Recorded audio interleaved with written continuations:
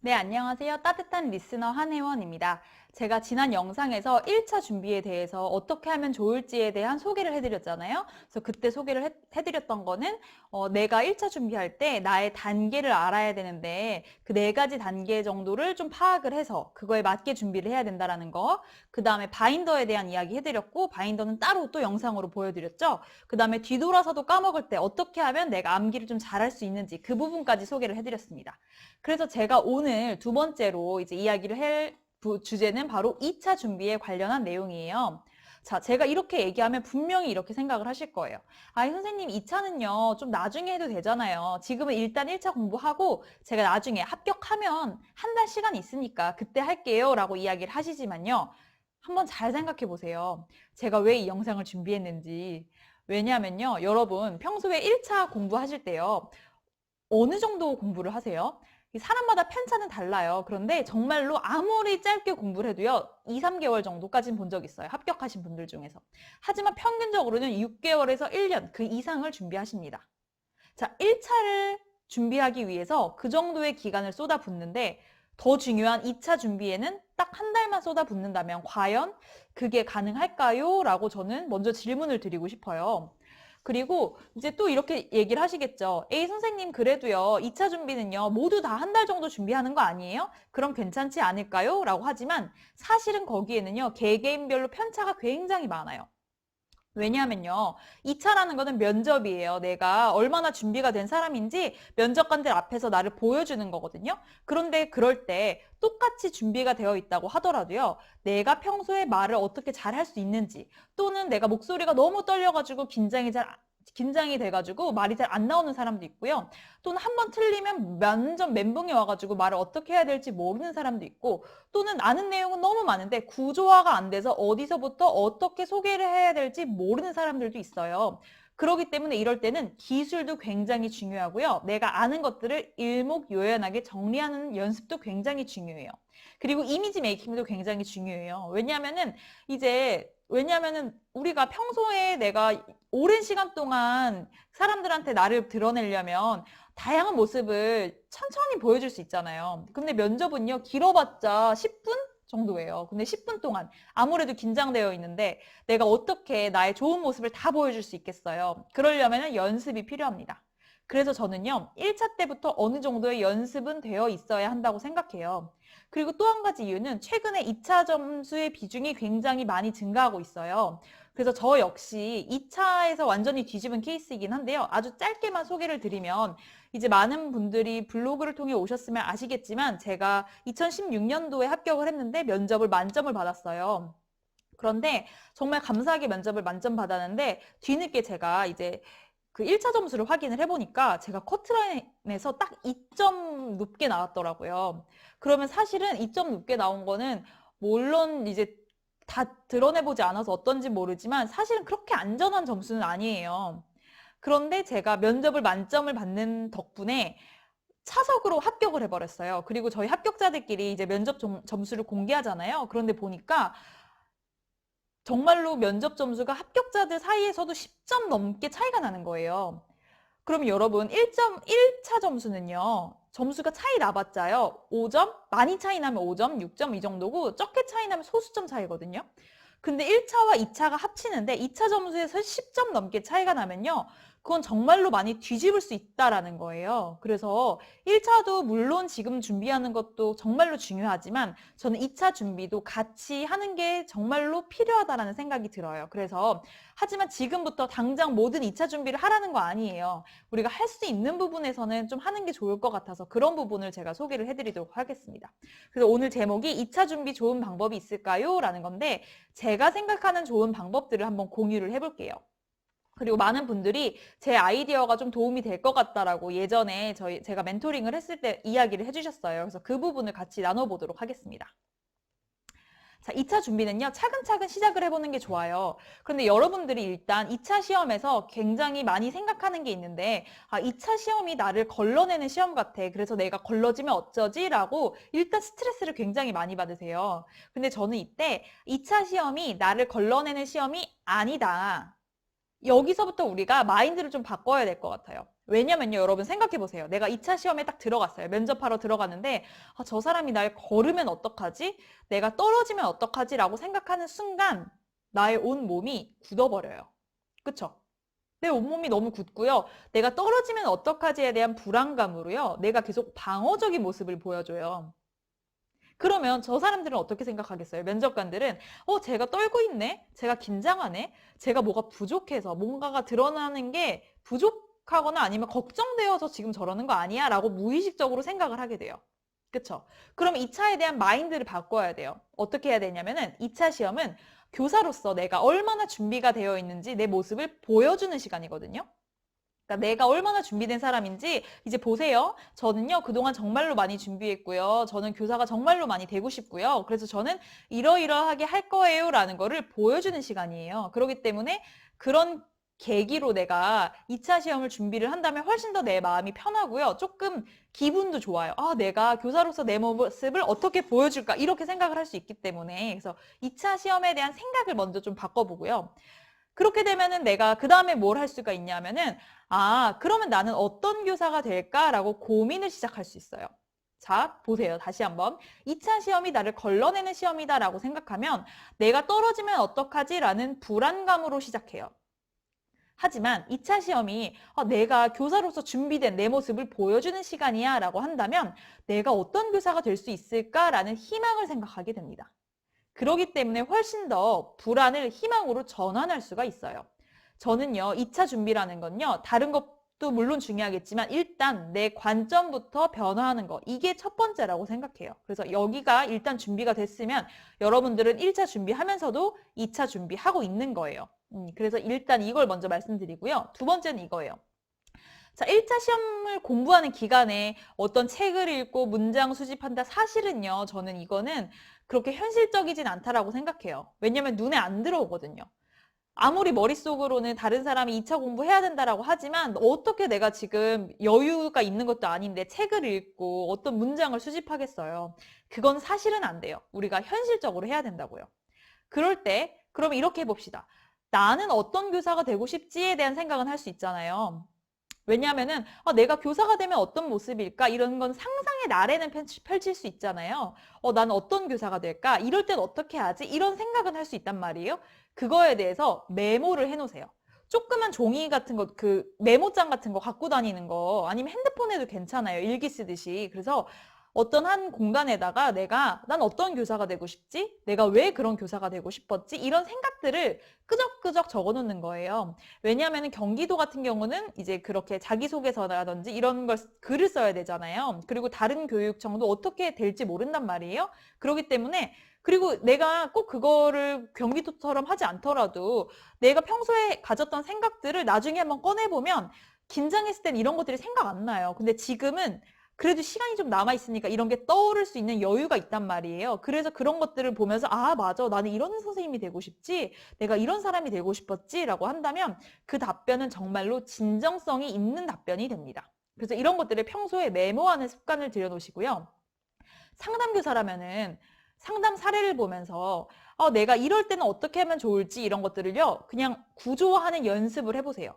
이거는 꼭 면접을 위해서가 아니라 내가 상담 교사로서도 우리가 1차 준비할 때도 이런 것들을 한단 말이에요. 그래서 이런 것들을 어떻게 하면 좋을지 1번, 2번, 3번. 만약에 상담교사가 아니라면 학생을 지도할 때 어떻게 해야 되는지는 공통적으로 다 나올 수 있습니다. 그래서 이런 학생들 보면은 어떻게 내가 하면 좋을지 이런 것들을 1번, 2번, 3번 이런 식으로 구조화하는 거예요. 구조화하는 연습이 중요한 이유는요. 막상 이제 진짜로 2차 면접 여러분들 하시는 걸 제가 보면은 아는 건 정말로 많으세요. 아는 건 정말로 많은데 내가 아는 거를 다 보여주려고 욕심을 내다 보니까 말이 길어지고요. 시간이 부족해져요. 하지만 임용시험은요. 다른 면접, 회사 면접과는 다르게 시간 제한이 있습니다. 그래서 여러분들이 너무 많이 알더라도요. 그거를 이 사람이 딱 이해하기 쉽게 우리가 상에 잘 차려서 떠먹여줘야 돼요. 하나, 둘, 세 개 이런 식으로. 그래서 여러분들이 평소에 내가 잘 많이 아는 것도 짧게 구조화하는 연습이 정말로 중요합니다. 그 다음에 마지막으로 중요한 건요. 미소 연습이에요. 왜냐하면 우리가 긴장했을 때요. 미소부터가 달라지거든요. 저도 평소에 많이 웃는 사람인데도 이 미소 연습이 안 돼서 정말로 힘들었어요. 그래서 미소 연습을 평소에 하면서 만약에 할 수 있다면 안녕하십니까? 뭐 관리 번호 13번입니다. 뭐 이런 식으로 이 정도까지는 할 수 있잖아요. 근데 첫 번째 이 한 문장이 어떻게 내가 말하느냐에 따라서 그 다음도 술술술 갈 수 있고요. 첫 번째 문장부터 삐걱거리게 되면은 뭔가 내가 안 된 것 같은데 라는 생각에 내가 불안의 고리에 완전 휩싸여 버려요. 그래서 미소 연습 플러스 가능하다면 안녕하십니까? 관리 번호 뭐 15번입니다. 뭐 이런 식으로 내가 거기 한 문장 정도까지는 이제 말로 연습해보는 시간 가지는 거.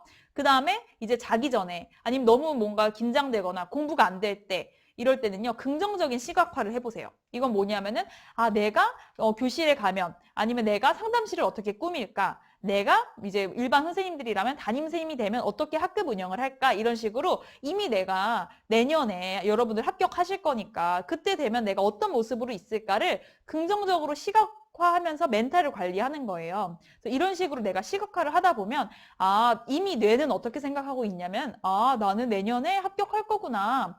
그래서 나는 내년에 이러이러하게 다 될 거구나. 이런 식으로 뇌가 스스로에 대해서 생각을 하게 돼요. 그러면은 내 몸과 마음이 뇌가 이미 그렇게 생각을 하고 있기 때문에 그런 식으로 명령을 내리거든요.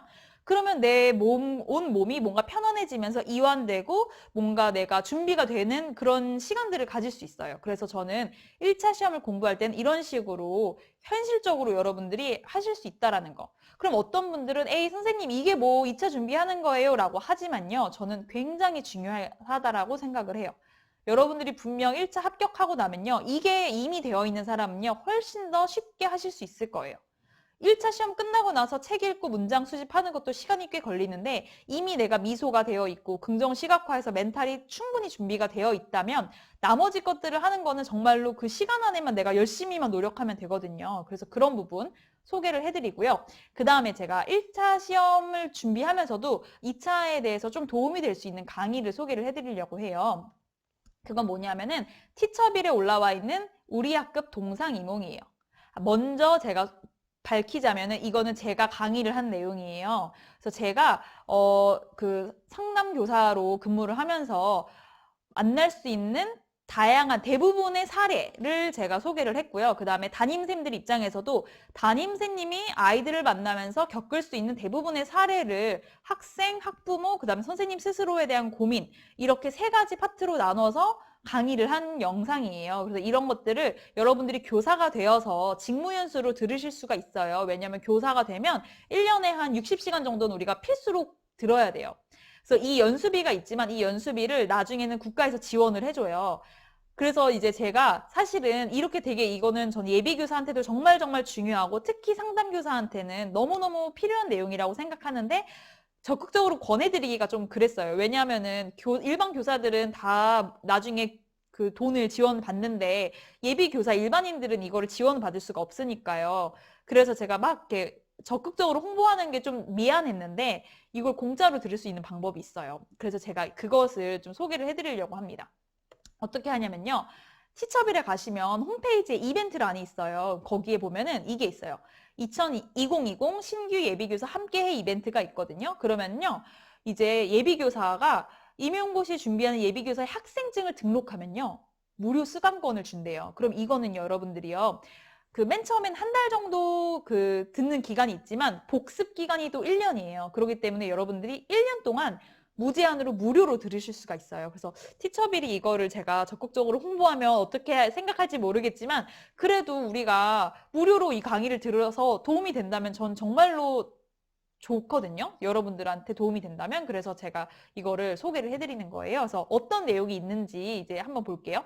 이게 제가 목차를 캡처를 한 거예요. 그러면은 일단 총 30개의 강의인데 학생들 강의만 이 정도예요. 학생들의 상담 주제에 대해서.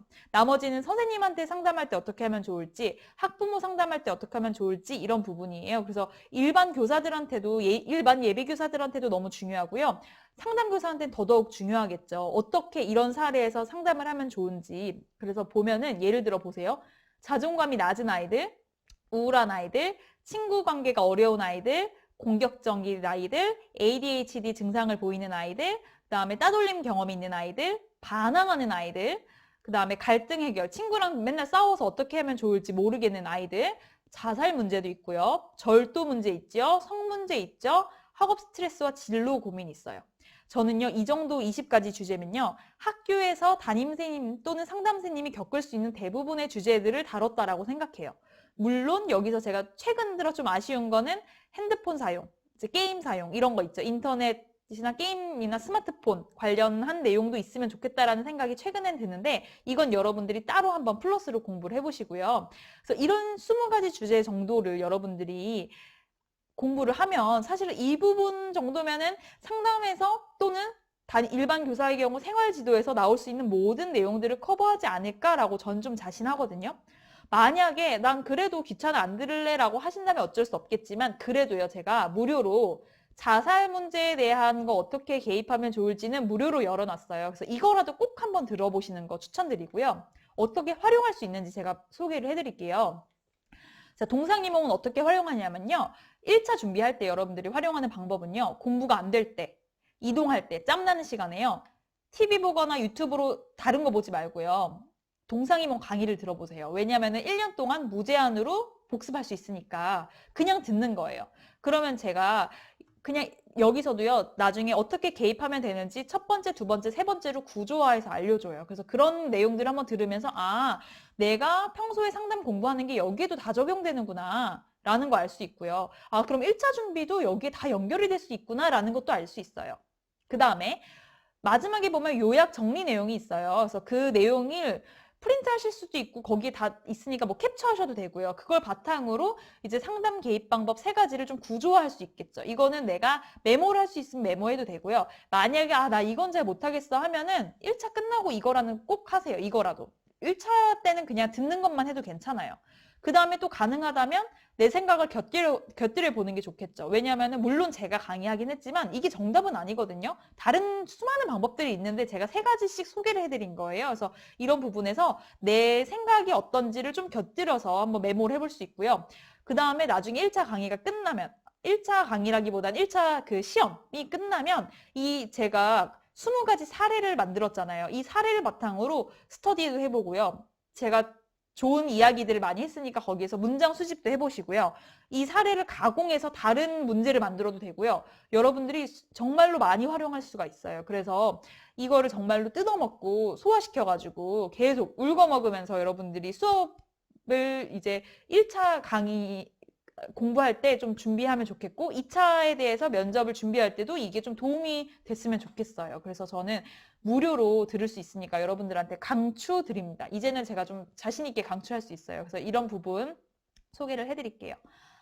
그래서 여러분들이 이제 물론 하루하루 가기 때문에 긴장이 될 수 있어요. 그런데 이제 그거를 내가 이제 얼마 안 남았어 어떡하지 라고 생각하는 것보다 이제 내가 합격할 날이 얼마 안 남았구나 라고 이것도 역시 마인드를 좀 컨트롤하면서 생각을 전환해보는 그런 시간들을 가지시면 좋겠습니다. 그래서 합격하는 그날까지 화이팅 하시고요. 제가 늘 응원하도록 하겠습니다. 알겠죠? 그래서 여러분들 혹시나 궁금하신 점 있으시면요. 여기다가 댓글이나 블로그를 통해서 남겨주시면 제가 대답을 해드릴게요. 그래서 혹시나 궁금하신 점 있으면 댓글 달아주시고요. 여러분들 제가 이제 다른 영상들도 준비할 테니까 혹시 여러분들이 필요하신 거 있으면 요청해 주시면 제가 참고하도록 하겠습니다. 자, 오늘 영상은 여기까지 하도록 하겠습니다. 안녕!